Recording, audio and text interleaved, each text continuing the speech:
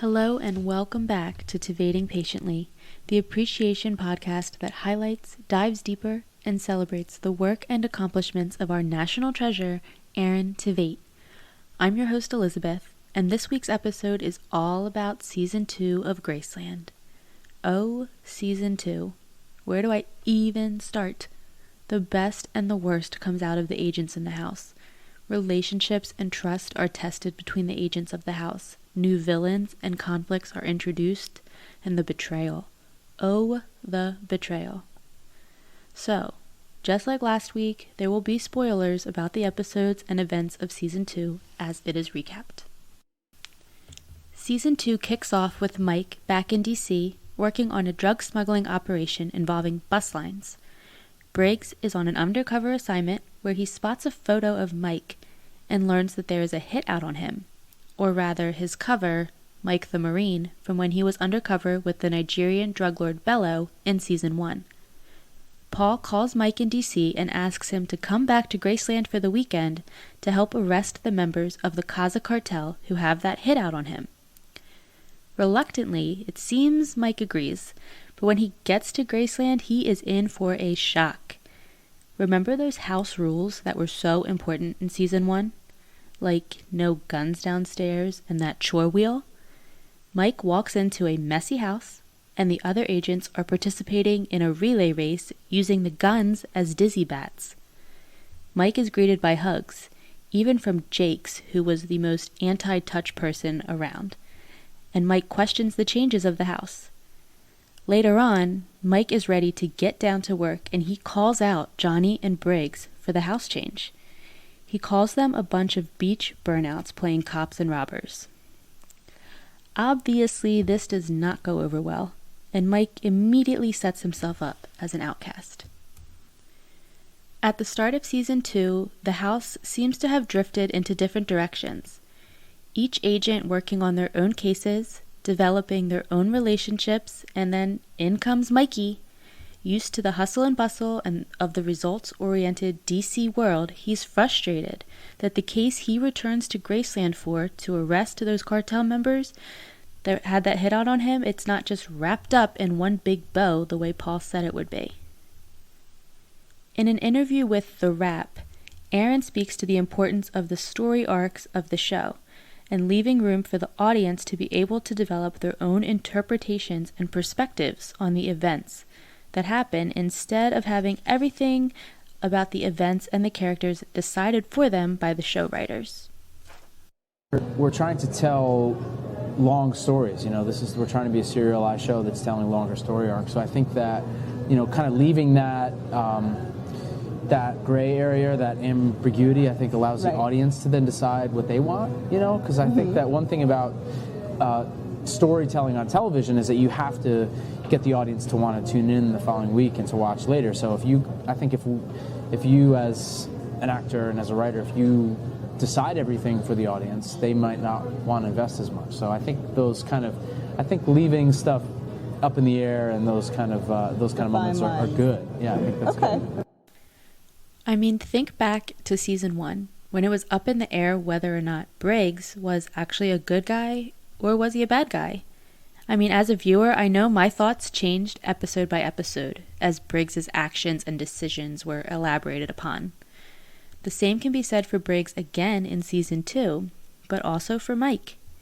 Has Mike really forgotten all that he's learned about being undercover and the time that it takes to build an undercover operation? Or has he just been forced to adapt to the results-oriented DC? Throughout the season, his actions will influence that perspective. Throughout Season 2, relationships across the board are tested, developed, broken, and betrayed. And the cause of this most likely stems from the lack of communication among the agents in the house that was so present and so strong throughout Season 1. I mean, they get so wrapped up in their own outcomes and their own agendas that they become neglectful of others and others' feelings. Which leads us into the biggest relationship and character who has the biggest betrayal of the season. Say it with me if you've seen it. Paige. In a behind-the-scenes interview with the USA Network for Graceland, Erin and Serinda, who plays Paige, briefly discuss their character changes throughout the season.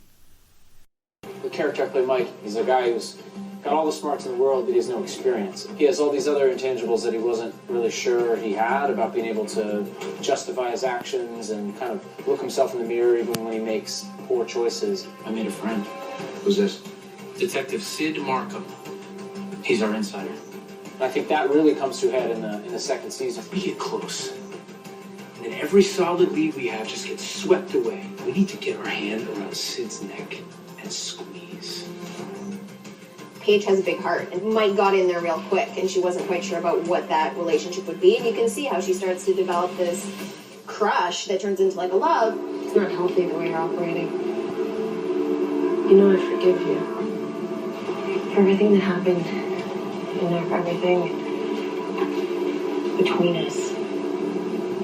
That's something where, in the name of doing what was right for Paige, which was finding these girls and bringing justice, she ends up ratting out Mike, who she loves.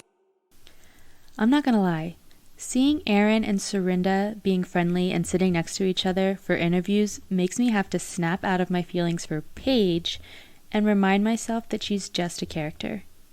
Paige's actions toward Mike, after the position he puts himself in personally to help protect her and her agenda, while still trying to see that he achieves his result of shutting down this drug smuggling mission. I mean, what she does to him is, there's not even words for it. As an actor, Aaron has to get himself to go into some dark places in order to effectively portray the events of season 2 that Mike goes through. He has to put himself into the world of human trafficking. He has to witness brutal murders right in front of him, and he makes 2 very difficult decisions for his character. He burns the body of Lena, one of the girls in the human trafficking ring, in order to keep his agenda alive without shutting down the operation, and then he lies to Paige about his actions. Aaron has shared on multiple occasions that when it comes to playing characters, he actually prefers the characters who are darker, who go through dark events and challenges. The darker characters give Aaron the opportunity to go deeper into himself and pull from different skills and experiences. Mikey in season 2 certainly gives him those opportunities, and that will carry over into season 3 as well. Season 2 ends with one of the most intense cliffhangers, in my opinion. The events of the cliffhanger start with Paige's betrayal of turning a wounded Mike in need of care over to the villain of the season, a crooked cop, Sid Markham. Mike had figured out early on that Sid was behind the human trafficking ring and was working for a different cartel, the Solano cartel in Mexico. Throughout the season, Mike was slowly shutting down Sid's assets from the cartel, and Sid could not do anything about it without incriminating himself. So his vendetta against Mike was strong. Paige goes to Mike in the final episode of the season to give him a fake ID so he can go check into the hospital and get the care he needs for a gunshot wound without being able to be tracked or arrested by Sid. Delirious from blood loss, Mike lets it slip to Paige that Lena, the girl from the human trafficking ring, was actually dead, not a runaway. Well, that confirms Paige's suspicions, and she feels ultimately betrayed by Mike. So equipped with this new information, she makes the decision to go to Sid herself and give him Mike's fake identity and tell him what hospital Mike will be in. As a viewer, when that happened, I had some strong feelings. Actually, I still have strong feelings every time I watch that happen. I just can't believe the level of betrayal that Paige exhibits. It's obvious that she was so wrapped up in rescuing those girls from the human trafficking ring, as she should be, and she was attached to Lena, but knowing that Lena died just pushed her over the edge. So the season closes with a wounded Mike in critical care in a hospital with collapsed lungs, lead poisoning, gunshot wounds. He is vulnerable and not at all in a position to defend himself when Sid walks in. Back at Graceland, Briggs learns of Paige's betrayal of Mike, and he races to the hospital, but he gets there just a minute too late. Sid had cut off Mike's air supply, and a code blue is being called in Mike's room by the time Briggs arrives. We are then left with the harsh reality as a viewer that Graceland may continue Season 3 without our beloved Mike Warren. Oh, Season 2. I could just continue to talk about it and dive deeper into the events of each episode, but I'm really trying to be mindful of the time length for each of these episodes. Maybe Graceland will be able to come up again later down the road in the life of this podcast. But thank you again so much for listening today. I hope you feel the passion for Graceland like I do. It's such a good show, canceled way too soon. Next week, the final season and all that it revealed will be the topic of the podcast, and I just can't wait. In the meantime, if you're looking for more fun Aaron content, you can find me on Instagram at tivating_patiently and on TikTok at tivatingpatiently. No underscore. Hope to see you back here for episode 16.